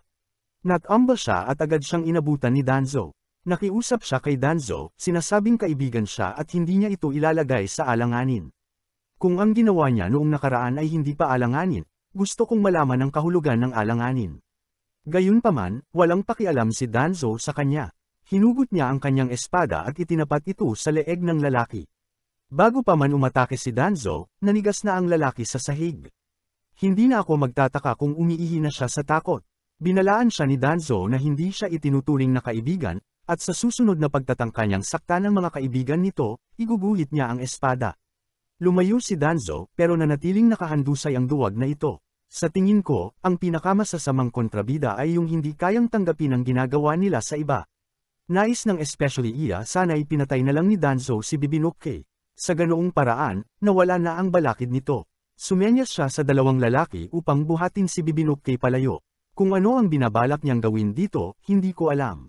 Nakakita rin siya ng mensahe mula sa kanyang amo sa pamamagitan ng isang ibon. Bigla siyang nagpasya na kailangang bisitahin ang nayon ni Kurt. Ipinakita rin ng isang misteryosang babae na tila nagyayelo. Hindi pa natin alam kung sino siya, pero sa pag-usad ng kwento ay malalaman natin. Bumalik ang grupo sa atelier na ginagawa ni Kurt, at lubha silang nabigla sa kanilang nakita. Ibig mong sabihin, ang lupang bakante 3 araw ang nakalipas ay naging isang mansyon. Wala pa akong nakitang punong itinanim 3 araw lang ang nakalipas na namunga na. Bawat puno, halaman, at bunga na itinanim ni Kurt ay namumunga na, at lahat ay namangha. Ako rin ay namangha. Masiglang sinabi ni Lislot na iyon ang magiging mansyon nila ni Kurt, pero agad siyang pinaalalahanan ni Ulicia na iyon ay isang atelier at hindi bahay niya. Pumasok sila sa mansyon at sinalubong sila ni Kurt. Humingi siya ng paumanhin na hindi siya nakapaghanda sa kanilang pagdating, at sarkastikong tugon ni Ulicia, hindi rin sila handa sa kanilang mga nakita. Ipinasyal sila ni Kurt sa buong bahay, at sa bawat bahagi nito, lalo silang nabigla. Ipinakita niya sa kanila ang supply ng tubig na nilikha niya gamit ang isang sipiro upang masigurong hindi sila mawawalan ng tubig. Si Ulicia, sa kabila ng kanyang lakas, ay hindi alam kung paano ito ginawa. Kaya't nagtanong siya at ipinaliwanag ito ni Kurt. Tiniyak niya na kahit tuloy-tuloy ang paggamit, hindi sila mawawalan ng supply sa loob ng 1 taon. Dinala niya sila sa kanilang mga kwarto at agad na tumalon sa kama si Lisa. Ibinunyag niyang gawa ang kama sa balahibo ng Griffin, pero sinabi ni Liselot na amoy ni Kurt iyon kaya't kinontrol siya ng iba. Dinala sila sa huling bahagi ng bahay, ang opisina ng atelier master. Tinanong niya si Ulicia kung kailan darating ang master, pero ayaw niyang isiwalat na siya ang master. Kaya't sinabi niyang paparating pa lang ito. Nang tanungin siya tungkol sa kanyang kwarto, sinabi niyang bilang tagalinis lang siya, sa kusina siya magpapahinga kapag pagod. Grabe, ang bata talagang ito ay wala pa ring kamalay-malay. Sigawan siya ng grupo, pinakiusapan siyang gamitin muna ang silid ng atelier master habang wala pa ito. Hindi siya pumayag, at sa loob ng 2 oras, pinipilit pa rin nila siya. Nang sa wakas ay pumayag siyang manatili pansamantala, lahat ay pagod na sa pangungumbinsi. Naalala ni Ulicia na banta pa rin si Liselot sa mga sumpa. Nagtanong siya kung kaya ni Kurt maglagay ng proteksyong mahika laban sa mga sumpa sa paligid ng bahay, pero wala siyang ganoong kapangyarihan. Sa kabutihang palad, may mga talisman siyang ibinigay ni Mimiko. Kaya ng gabing iyon, pinalibutan niya ang bahay at inilagay ang mga ito. Nagdesisyon siyang lagyan ng marami sa paligid ng kwarto ni Liselot para maprotektahan siya. Nang gawin niya iyon, inakala ni Liselot na ang kanyang lalaking pinapangarap ang palihim na lumalapit sa kanyang silid. Lumabas siya ng masigla pero nadismaya nang makita si Ulicia. Nadismaya rin si Ulicia na ganoon ang iniisip ni Liselot. Okay, ito na ang labanan ng pagkadismaya. Kinabukasan, nagbihis si Liselot ng mapang-akit at sinalubong si Kurt sa kusina. Dala ang mga pinggan upang tulungan siya sa paghahanda ng pagkain. Pagpasok ni Ulicia, nadismaya na naman siya. Sa palagay ko, madalas siyang madidismaya. Nagising ang iba at naamoy ang bagong lutong tinapay. Gumawa si Kurt ng oven sa bahay upang mapagsilbihan sila ng tinapay at tsaa araw-araw. Inihanda niya ang almusal para sa kanila, at habang ninanamnam nila ito, humanga sila. Subalit, wala siya sa mesa. Nalaman ni Ulicia na nasa labas siya, nililinas ang lahat ng talisman na inilagay niya sa dingding. Tumakbo siya roon upang pigilan ito, pero nalinas na ang lahat maliban sa isa, na kasalukuyang nililinis niya. Namangha siya dahil sinabi ni Mimiko na hindi maaaring linisin ang mga iyon. Ngayon ay kailangan niyang ipaliwanag kay Kurt kung paano napunta roon ang mga talisman. Nagsinungaling siya at sinabing gawa iyon ng mga scroller, at naniwala naman ang ating inosenteng bida. Ang problema ngayon ay kung paano mapoprotektahan si Lizelot laban sa mga sumpa hanggang sa dumating si Mimiko sa loob ng ilang araw. Sa kabilang banda, si Tristan, ang obispo na kumakain ng kwek-kwek sa almusal, ay pinalaya si Marlafis mula sa simbahan ng Poland, dahilan sa sobrang dami ng kabiguan at kaguluhan na idinulot ng kanyang grupo ng mga adventurer. Lalong lumala ang sitwasyon nang ang leader nilang si Golnova ay naging isang kriminal. Hindi pinayagan ni Tristan na manatili sa simbahan ang sinumang konektado sa ganoong kasumpa-sumpang grupo. Nagmakaawa si Marlafis kay Tristan, inamin na nagpakawala siya ng kidlat sa isang restaurant pero iginiit na ginawa lang niya iyon para parusahan ang may-ari dahil sa masamang pagkain. Maliwanag na wala siyang ideya kung gaano na siya katsismusa, at si Tristan naman ay lubusang nawalan na ng pasensya sa kanyang mga kalokohan. Gayunman, dahil naging mahalagang yaman si Marlafis sa simbahan, binigyan siya ni Tristan ng isang huling pagkakataon, kung matatapos niya ang isang misyon, ipagkakaloob sa kanya ang ranggo ng pari. Nagbuhos si Tristan ng alak mula sa imperyong kaaway ng Poland at pinainom si Marlafis. Sa pagtitiwala, ininom niya ito, at ngumiti si Tristan na parang demonyo, pinapakita ang lahat ng kanyang pustiso. Pagkatapos uminom, pumayag si Marlafis sa misyon, at sa isang tinig na puno ng malisya, inutusan siya ni Tristan na tumulong sa pagpatay kay Prinsesa Lizelot.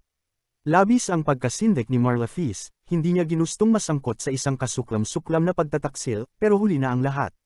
Isinumpa ang alak na ininom niya, ang parehong sumpa na minsang sumira sa buhay ni Lizelot bago siya niligtas ni Kurt sa pamamagitan ng kanyang mahiwagang stew. Napaluhod sa sakit si Marlafis habang isiniwalat ni Tristan ang katotohanan, isinumpa na siya, tatanggihan ng kanyang katawan ng lahat ng pagkain maliban sa tubig, at mamamatay siya sa gutom sa loob ng isang buwan. Tanging si Tristan lamang ang may kakayahang alisin ang sumpa. Malinaw ang kondisyon, kung nais niyang mabuhay, kailangan niyang sumunod. Walang magawa, tinanggap ni Marlafis ang utos, at siya ang parehong taong nakita nating walang malay sa loob ng magic circle sa harap ng Demon Lord. Isang malamig na pahiwatig na si Tristan ay maaaring isang demonyo o ang Demon Lord mismo. Samantala, sa Atelier, nagtaka si Ulicia kung bakit tumigil ang kalaban sa pagsubok na sampain si Lizelot. Pinaghihinalaan niyang maaaring hindi pa sila natutunton o nabigo ang kalaban dahil sa pagluluto ni Kurt na patuloy na nagpapawalang bisa ng mga sumpa. Nang matapos ang tanong, bumaling siya sa susunod na problema, si Mimiko, na nasa lungsod na kasama si Ophelia at abala sa paglalagay ng mga bitag para matuntan ang kalaban. Habang nagsisilbi si Kurt ng pagkain, nabanggit niyang hindi na kailangang matakot si Lizelot sa mga sumpa, dahil ang buong mansion ay nagsisilbing isang higanteng barrier na nagpapabalik ng sumpa sa nagpapakawala. Ngunit dahil ayaw ni Kurt na manakit, imbes na magbalik ng marahas, pinapaliwanag niyang magliliwanag lamang ang kalaban. Sa pagtatapos ng kanyang paliwanag, isang kalabang nagtatago ang nagtangkang magpakawala ng sumpa kay Lizelot, ngunit agad itong lumiwanag na parang Shopee LED light. Lumabas si Ulicia upang ipabatid ito kay Mimiko, habang si Kurt naman ay nagyayang mamasyal at mamili kasama si Lizelot. Hindi dahil kailangan niyang bumili, kundi dahil napansin niyang simula nang dumating si Lizelot, hindi pa ito nakalalabas, at gusto niyang mag-enjoy siya. Kahit gustong-gusto ni Lizelot sumama, tinanggihan niya ang alok ni Kurt nang hindi ipinaliwanag na hindi siya ligtas lumabas. Samantala, sa mga pader ng lungsod, nakakaramdam si General Alraid ng matinding pagkabalisa habang pinagmamasdan niya ang makapal na usok na dahan daw ang gumagapang papalapit sa kanilang bayan. Pinaghihinalaan niyang malapit nang magkaroon ng pag-atake ng mga halimaw at ibinahagi niya ang kanyang mga alalahanin sa kanyang tauhang si Generic, na sinubukang pakalmayan siya sa pagsasabing mas matibay at mas mataas na ngayon ang kanilang mga pader. Sa kabilang banda, sina Mimiko, Ophelia, at Ulicia ay hinahanap ang masamang salamangkero na nagtangkang sampain si Lizelot kanina.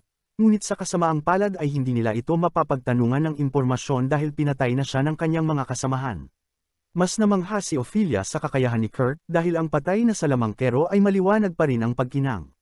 Dahil dito, naisip niyang kung sasali si Kurt sa kanilang misyon, maaari nilang matagpuan ang kalaban sa loob lamang ng isang araw. Gayunpaman, ayaw pa rin ni Ulicia na idamay si Kurt sa mapanganib na gulong ito, kaya't napagpasyahan nilang sila na lamang ang gagalaw. Sumulong si Mimiko upang imbestigahan ang kalapit na lugar, at mahigpit na inutusan si Ulicia na huwag hayaang umalis si Lizelot sa mansyon sa kahit anong paraan, dahil alam na nila na nakapasok na ang kalaban sa bayan. Sa sandaling iyon, tumunog ang emergency bell sa buong lungsod, at nalaman ni Generic at Alraid mula sa isang tauhan na may nagaganap na pag-atake ng mga halimaw. Agad na pinailawan ng Magic Squad ang lupa sa labas ng mga pader ng lungsod, at nakita nila ang nakakakilabot na tanawin ng ilang libong kalansay na papalapit. Nalaman din ito ni Mimiko gamit ang kanyang Spatial Detection Magic at agad niyang pinaghinalaan na si Lizelot ang target ng utak sa likod ng pag-ataking ito. Hindi na nag-aksaya ng oras si Alraid at humarap sa harapan upang ipagtanggol ang lungsod, habang iniutos kay Generic na lumikas agad ang mga mamamayan. Nais sanang lumaban ni Generic sa tabi ni Alraid, naniniwalang mas malaki ang tsansa nilang mabuhay kung magsasama-sama sila laban sa mga kalansay. Ngunit bago pa sila makapwesto, nagsimulang dumiretso ang mga kalansay sa mga pader at naglaho na lamang sa kawalan. Natanggap ni Mimiko ang kakaibang ulat na ito mula sa kanyang mga maltong tauhan at binanggit ito kay Ulicia, na agad na naalala si Kurt, siya ang nag-ayos ng hilaga at kanlurang pader ilang buwan na ang nakalipas, at maaaring isa sa kanyang mga cheat skill ang sanhi ng kakaibang phenomenon na ito. Sa anumang kaso, magandang balita ito, at maging si Alraid ay nagsimulang maghinala na ang batang nag-ayos ng mga pader noon ang tunay na dahilan ng misteryosong pangyayari. Sa kabilang banda, isiniwalat na si Marlafis ang siyang nagpapatawag ng mga undead, at naubos na niya ang lahat ng kanyang mana. Ngunit hindi pa rin nasisiyahan ng demonyong pinagtatalya niya at pinilit siyang magpatuloy sa pagtawag ng mga undead gamit ang natitira niyang kapangyarihan. Hindi makapaniwala si Marlafis na dito na matatapos ang kanyang buhay. Isiniwalat niyang si Tristan ay nakipagkasundo sa isang advanced na demonyo upang patayin ang prinsesa, at ngayon siya naman ang pinapahirapan, pinipilit na walang tigil na magpatawag ng mga undead sa gitna ng mga guho ng gubat malapit sa frontier town. Matapos makapagsummon ng 2 o 3 kalansay, tuluyan nang naubos ang mana ni Marlafis, ngunit hindi pa rin nasiyahan ang demonyo. Wala itong awa at pinilit siyang gamitin ang kanyang mismong lakas buhay upang makapagsummon pa ng higit pang kalansay. Sa gitna ng lumalalang labanan sa lungsod, nakita ni Ulicia ang pangangailangang siguraduhin ang kalagayan ni Lisa. Bumalik siya sa Atelier upang kumustahin sina Kurt at Lisa. Ikinwento niya ang tungkol sa pag-atake sa lungsod at inilahad na ang mga halimaw ay naglalaho kapag humahawak sa pader. Inakala niyang isang napakalaking bagay ito, at maging ang mga knights ay nagulat. Hulaan mo kung sino ang hindi nagulat. Oo, tama ang hula mo, si Kurt. Ibinunyag niya na karaniwan lamang ito sa kanilang lungsod at hindi ito isang malaking bagay. Sa pag-iisip sa sinabi ni Kurt, nakabuo si Ulicia ng isang perpektong plano upang maprotektahan ang lungsod. Naalala niya ang mga crystal stone na nakuha ni Kurt noon at naisip na maaari niya itong gamitin upang ilihis ang mga halimaw mula sa pinanggagalingan. Sinabi niya kay Kurt na manatili sa Atelier kasama si Lisa. Nang tanungin siya kung ano ang balak niya, sinabi niyang nais niyang wasakin ang pinagmumulan sa loob ng mga guho. Bilang isang matatag na pangunahing karakter, nag-alok si Kurt na samahan siya, ngunit tumanggi si Ulicia at hiniling na manatili siya kasama si Lisa. Inakala ni Kurt na ito ay dahil mahina siya. Kailangan ko ng subscriber na magsasabi sa lalaking ito na hindi siya mahina, sinabihan niya siya na umalis para hindi siya mamatay kasama niya pero sinundan niya ito at sinubukang kumbansihin siya na hindi niya siya iniiwan dahil mahina siya. Bumulong siya at pinaalala sa kanya ang mga scroller na nakapaligid na maaaring umatake kay Lisa kaya sinabi niya na kailangan niya itong manatili at protektahan siya. Nagliwanag ulit ang mukha niya. Natuwa siya na hindi siya walang silbi. Agad siyang tumakbo palabas para hanapin ang mga kristal na bato. Nakita niya ang mga bato at nagtungo sa Night Office. May pamilyar siyang ugnayan kay General Alraid kaya agad siya nitong nakilala. Pagkatapos magpalitan ng pagbati, ipinakilala niya sina Mimiko at Lady Ophelia. Alam ni Alraid kung sino si Ophelia kaya naisip niyang nasa lungsod nila ang prinsesa, inalok niya na magpadala ng ilan sa kanyang mga kabalyero para protektahan si Lisa. Kung alam lang niya na ang taga-protekta kay Lisa ngayon ay mas malakas pa sa kanyang mga kabalyero, tumanggi si Ulicia sa alok at bumalik sa kanyang misyon. Sinabi niya kay Alraid na kailangan niyang gumawa ng pain sa may tarangkahan laban sa mga halimaw habang siya naman ay pupunta sa guho para sirain ang pinagmumulan ng mga halimaw mag-isa. Bagamat maganda ang plano, hindi makapaniwala si Alraid. Anong sandata ang gagamitin niya para sirain ang guho? Anong hukbo ang kasama niya? Lahat ng tanong na ito ay sumisigaw ng kasagutan at ipinakita niya ang batong dala niya. Napasigaw si Alraid, hindi maaari, Aniya, hindi ko pwedeng hayaang patayin mo ang sarili mo. Ngunit iginiit niya na gagana ito at kailangan lang niya gawin ang kanyang bahagi. Tumanggi si Alred na hayaan siyang mag-isa kaya inalok niya ang sarili na sumama habang si Generic ang may iwan para sa pain. Nang tumanggi si Generic, napapayag din siya, nagpatuloy ang plano, umalis ang mga babae kaya dinalhan siya ni Generic ng inumin bilang huling tagay. Sa tradisyon, dapat inumin at basagin ang tasa, pero hindi nila ginawa dahil naniniwala silang makakabalik sila ng buhay. Itinapon nila ang tubig sa lupa bilang panata na iinom sila ng mas magandang alak pagbalik nila. Sa Atelier, si Kurt ay nakakaramdam ng kawalan ng silbi, lahat ay lumalaban at siya ay wala lang, nagpasya siyang gumawa ng sarili niyang espada matapos maalala ang sinabi ng isang matanda sa kanyang nayon na ang bato ay refleksyon ng sarili. Naalala niya ang matalim na espada ni Danzo kaya sinubukan niya itong tularan. Sa tarangkahan ng guho, hawak ni Ulicia ang bato, nagdarasal at umaasa. Sinabi niya sa lahat na pumikit at inihagis ang bato, sa isang tama, naglaho ang lahat ng halimaw, pati si Alred ay nagulat, lihim na sandata ba ito ng Atelier? Tanong niya, ngunit ito ay personal na sandata ni Kurt, agad silang sumakay sa kabayo para labanan ang natitirang mga halimaw sa guho, samantala, hawak ni Kurt ang espadang ginawa niya at pakiramdam niya ay walang kwenta ito, iniisip niyang D- o F rank lang ito, habang tinitingnan niya ito sa pagkadismaya, dumating si Lee. Nakita niya ang espada at nagustuhan niya ito, lalo pa siyang nangganyo nang malaman niyang may mahika ito. Tinanong niya si Lee kung gusto niya ito, at masaya niya itong tinanggap, namula ang mukha niya sa tuwa, ngunit naramdaman ni Kurt na pekeng ngiti iyon, alam niyang may mali at natatakot si Lee, diretsahan niyang tinanong ito at tama nga siya, inamin ni Lee na may gustong pumatay sa kanya at siya ang dahilan kung bakit balisa sina Kurt at Ulicia. Yumuko si Kurt sa lungkot, hindi niya kinamumuhian ang pagprotekta sa kanya. Nalulungkot lang siya na hindi niya ito mailigtas. Naalala niya si Golnova na nakita niya sa guho sa kanluran kaya iniisip niyang doon talaga pupunta si Ulicia. Tinitingnan niya si Lee nang may lungkot dahil hindi niya mailigtas ang isang mahalaga sa kanya. Ni hindi niya alam na mahalaga siya kay Kurt. Masaya si Lee ngunit binasag ni Kurt ang kanyang kasiyahan sa pagsasabing hindi lang siya ang espesyal. Lahat ng miyembro ng Sakura Clan ay espesyal sa kanya. Tinanggap ni Lee ang pagkatalo. Inamin niyang pakiramdam niya ay wala siyang silbi at dahil pareho silang walang silbi, nagmungkahi si Kurt na gumawa sila ng paraan para maging kapaki-pakinabang, sinabi niyang pumunta sila sa guho sa kanluran, sinabi ni Lee na maraming halimaw sa 800 palabas ng lungsod, pero sinabi ni Kurt na kailangan nilang gumawa ng sariling daan, iniisip pa niya kung paano sila makakaraos, samantala, sa guho, umatras si Ulicia dahil pakiramdam niya ay may masamang mangyayari, may masama nga kayang mangyayari bago dumating si Kurt, o maliligtas niya kaya sila. Habang naghahanda si Lislot, napansin niya ang espada ni Kurt, na nagpapaalala sa kanya ng sinabi nito kanina, na kapag itinaas niya ang espada sa ibabaw ng kanyang ulo, may mahikang maa-activate. Nagtataka siya kung anong klaseng mahika ang ilalabas ng maliit na espadang ito at nagpas siyang alamin ito mismo. Sa kuryosidad, hinugot niya ang espada at itinaas ito, ngunit sa kanyang gulat, wala namang nangyari. Sa sandaling iyon, narinig niya si Kurt mula sa kabilang silid na nagsabing dapat na silang umalis. Nang lumingon siya, nagulat siya nang makitang may taong palihim na lumapit sa kanya mula sa likod.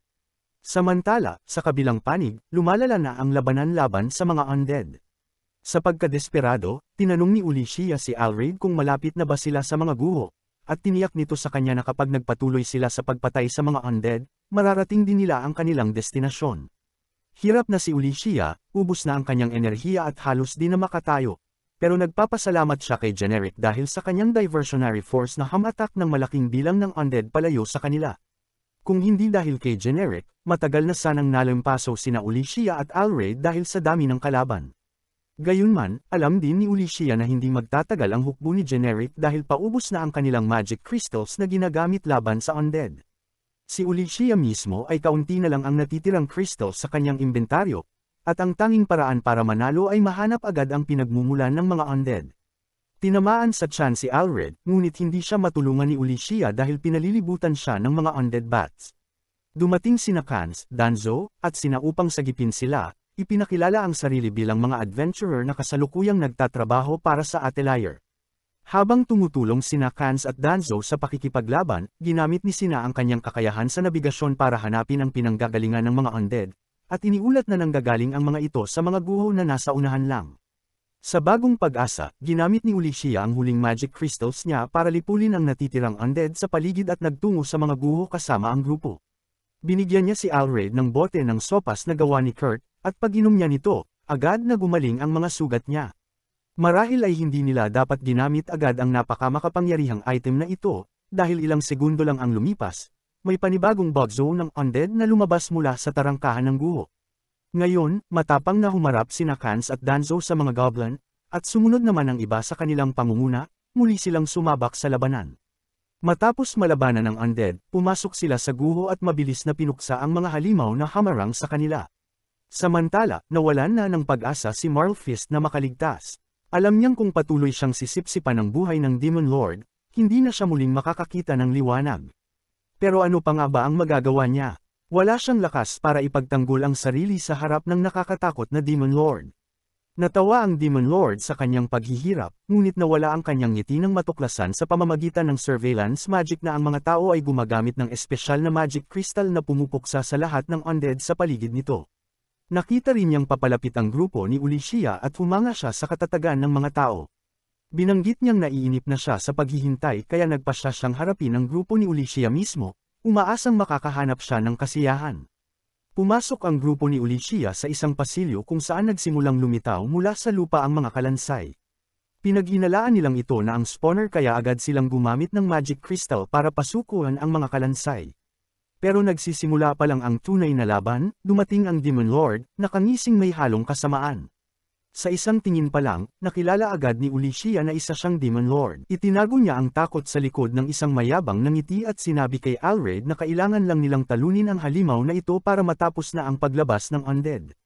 Tumakbo si Ulicia papunta sa Demon Lord para unahang umatake gamit ang Magic Stone ni Kurt, diretso sa mukha ng kalaban, pero lumitaw ang Demon Lord na hindi man lang nasaktan. Kalmadong ipinaliwanag na ang dahilan kung bakit wala siyang natamong pinsala ay dahil mayroon siyang walang hanggang buhay. Akala ni Ulicia at Alred ay nagbabluff lang ito, kaya agad umatake si Alred gamit ang kanyang espada para patunayang totoo nga ang sinabi nito. Hindi man lang umiwas ang Demon Lord, tinanggap ang suntok sa tiyan at natusok ng diretsyo, pero agad ding gumaling ang kanyang sugat, na nagpatunay sa kanilang totoo ngang siya ay di matalo. Sa likod ng lahat ng ito, palihim palang sinisipsip ng Demon Lord ang lakas ni Marlfist para muling makabawi ng enerhiya.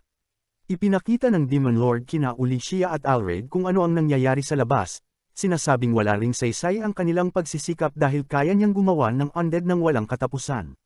Sa mas matinding banta, nagsummon siya ng 2 dambuhalang undead giants, sinabing sapat ang mga ito para givein ang tarangkahan ng lungsod, at nagbanta pang tatapakan ng mga ito ang mga adventurer na nakaistasyon sa labas. Dahil sa kanyang panulukso, umabot na sa sukdulan sina Ulicia at Alred at walang pag-aatubiling umatake. Tinuhag ni Ulicia ang puso ng Demon Lord habang sabay na pinugutan ito ni Alred sa isang perpektong sabay na opensa. Ngunit wala itong silbi, kalmado lang na pinulot ng Demon Lord ang kanyang ulo at ikinabot ito pabalik sa kanyang katawan.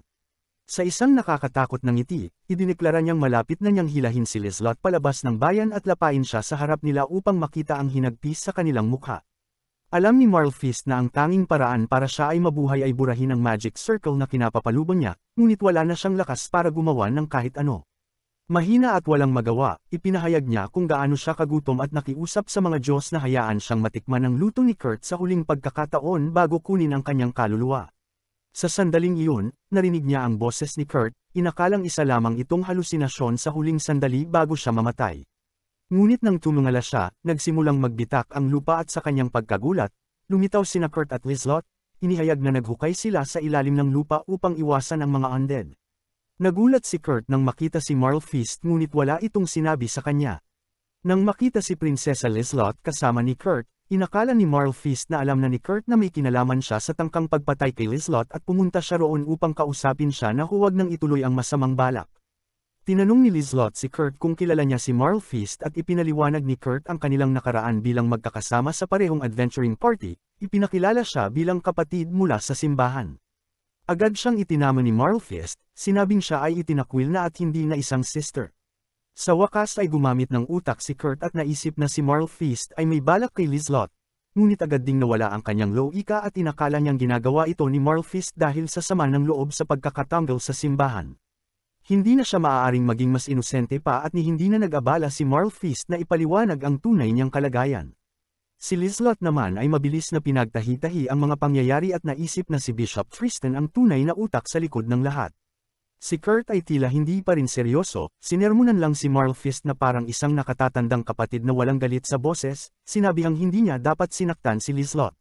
Sa kabila nito, tinanong niya kung nasaan si Alicia. Nagtataka kung bakit hindi pa ito dumarating gayong inakala niyang nauna na ito sa kanila. Sinabi ni Marl Fist na nasa itaas na palapag si Alicia, ngunit hindi binanggit na kasalukuyan itong nakikipaglaban sa isang Demon Lord. Nagboluntaryo si Lizelot na hanapin si Alicia at hiniling kay Kurt na sirain ang Magic Circle.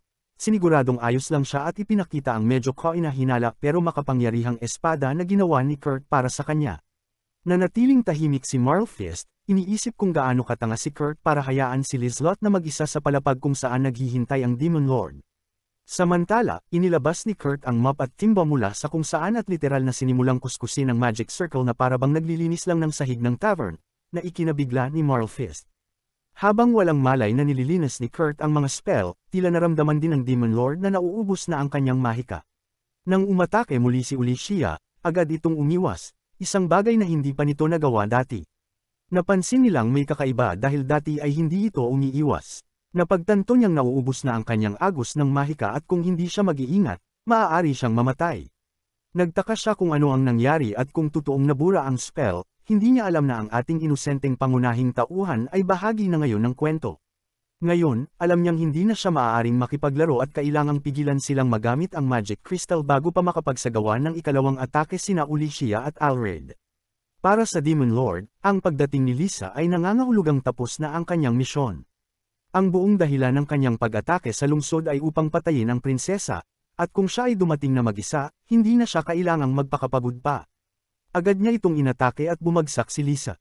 Gumuho ang mundo ni Alicia, hindi siya makapaniwala na ang binabantayan nilang dalaga ay patay na.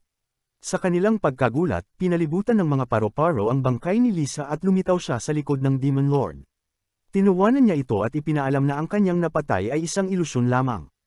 Ang mahikang nilagay ni Kurt sa espadang iyon ay isang illusion spell, kamukha ng totoong tao at maging ang init ng katawan ay kapareho. Nagulat ang Demon Lord, hindi niya inakalang posible ito. Inatake niya ulit si Lisa, ngunit may mga paru-parong dama po sa bangkay at muli siyang lumitaw. Sa pagkakataong ito ay sa tabi ng kristal na kailangan nilang sirain, at sinira niya ito gamit ang kanyang espada. Nawala ang Demon Lord, at kung ang taong nag-cast ng mahika ay wala na, lahat ng halimaw ay mawawala rin. Nagsilaho ang lahat ng halimaw sa lungsod at lahat ay natuwa. Napagtanto ni Marl Fist na wala na ang mga demonyo at nagulat siya na matagumpay nilang natalo ang Demon Lord. Inabot pa ng higit sa isang segundo bago makabalik si Alicia sa katinoan, labis siyang nabigla. Nilapitan niya si Lisa at tinanong kung bakit ito umalis sa pinagtataguan nila. Inamin ni Lisa na nagkamali siya at humingi ng tawad. Lahat ay nakikipaglaban at nahihirapan dahil sa kanya kaya hindi siya makakatagal doon nang walang ginagawa. Nakiusap si Alicia na huwag na siyang humingi ng tawad, siya ang nagligtas sa lungsod at sila ang dapat magpasalamat sa kanya. Lumuhad si Alred bilang pagpapakita ng pasasalamat. Nangako siyang gagantimpalaan ang lahat ng gumawa ng kanilang makakaya para sa kanyang kaligtasan, ngunit tumanggi si Alred sa anumang regalo. Nang ipilit ni Alicia, humiling siya ng Red Horse para sa kanyang grupo, napakalasanggero talaga. Samantala, nakaramdam si Marl Fist ng matinding pananakit ng tiyan. Napagtanto niyang hindi pa rin nawawala ang sumpang inilagay sa kanya kahit natanggal na ang mahiwagang oras sayon. Naniniwala siyang mamamatay siya, at sa katunayan, pakiramdam niya ay nararapat lang iyon. Dumating si Kurt para dalhan siya ng pagkain. Akala niya ay isusuka niya ito pagkatapos kainin, pero hindi niya palalampasan ang pagkakataong matikman ang luto ni Kurt bago siya mamatay kaya tinanggap niya ito. Ang hindi niya alam, si Kurt ay hindi na ang batang minamaliit nila noon sa kanilang grupo. Hindi nila alam na siya pala ang nagbantay sa buong grupo sa kabuuan. Kinain niya ang pagkain at biglang natunaw ang lason sa kanyang tiyan. Napaluha siya, napagtanto niyang tuwing nasusugatan sila sa labanan, agad gumagaling ang kanilang katawan. Akala nila ay swerte lang iyon, pero si Kurt pala ang nag-aalaga sa kanila. Dahil hindi siya panglaban, inakala nilang mahina siya, ngayon ay nakikita niyang nagkamali siya, at napakamahal ng naging kapalit.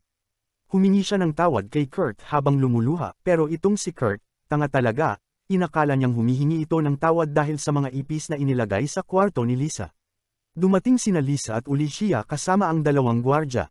Inaresto ng mga gwardya si Marl Fist, at sumigaw si Kurt na pakawalan siya, hindi dahil nagmamalasakit siya, kundi dahil sa paniniwala niyang ang mga nagkasala ay dapat parusahan. Kaya nang tanungin ni Marlfist kung siya ba ay nagmamakaawa para sa kanyang kalayaan, ang sagot niya ay hindi, at sinabing dadalan na lang niya ito ng pagkain sa kulungan. Nilapitan niya si Lisa upang tiyaking ayos lang ito. Sinabi nitong ayos lang siya, at si Ulicia naman ay tahimik na ngumiti habang pinagmamasdan sila. Hindi niya maisip na ang dalawang batang ito ang nagligtas sa kanyang buhay. Napagtanto niyang sila ay isang tunay na mahusay na Atelier Master at isang dakilang prinsesa. Nilapitan niya sila at hiniling na bumalik sa Atelier. Hinawakan nila ang kanyang mga kamay at hindi maiwasang isipin ni Kurt kung gaano siya kapalad. Nagtawanan sila, iniisip kong masaya siya dahil dalawang magagandang babae ang humahawak sa kanyang kamay. Pero hindi iyon ang dahilan ng kanyang kaligayahan. Masaya siya dahil sa unang pagkakataon sa kanyang buhay, may mga kaibigan siyang nagmamalasakit sa kanya. May sarili na siyang tahanan, at hindi na niya nararamdaman na wala siyang halaga. Matagal na niyang hinanggad ito at ngayon ay nagkakatoto na. Tiningnan niya ang kanyang atelier at napagtanto na sa wakas ay masaya siya. Nagluto siya ng pagkain para sa mga kabalyero na kanilang pinagsaluhan sa gabing iyon. Gayunpaman, habang sila ay kumakain, tila hindi sila masaya. Tahimik silang lahat. Inakala niyang hindi masarap ang kanyang pagkain kaya hindi sila masaya sa kanya. Alam mo naman si Kurt, kapag malungkot siya, halata agad sa kanyang mukha. Napansin ni Alred ang ekspresyong iyon at nilapitan siya. Ipinaliwanag niyang kaya sila tahimik ay dahil masyado nilang ninanamnam ang pagkain. Labis itong ikinasaya ni Kurt. Dumating si Lisa at ipinakilala si Alred sa kanya bilang kabalyero ng lungsod. Sinabi ni Kurt kung gaano niya gustong-gusto ang lungsod at kung gaano kahusay ang pamumuno ni Alred. Pinuri ni Alred ang pagkain ni Kurt, sinabing mula ng kainin niya ito ay gumagaling ang kanyang mga sugat. Imbes na tanggapin ang papuri, sinabi ni Kurt na karaniwan lang iyon kapag masarap ang pagkain. Karaniwan, hindi yun karaniwan para sa iba, pero masasabi mong kung ano ang ordinaryo para kay Kurt ay pambihira para sa iba. Habang sila ay nag-uusap, sumabog ang mga paputok sa langit. Ihinanda ito ni Kurt bilang pagdiriwang para sa napakagandang gabi at lahat ay masayang nanood. Habang masaya ang kanilang gabi, muling nilapitan ni Tristan si Margrave, hindi pa alam kung ano na naman ang kanilang binabalak, pero sigurado akong habang si Kurt ang Atelier Master, sila rin sa huli ang magbabayad sa kanilang mga pagkakamali. Salamat sa panunood. Kung gusto nyo pa ng ganitong content, comment nyo lang, like and subscribe na din kayo mga lods.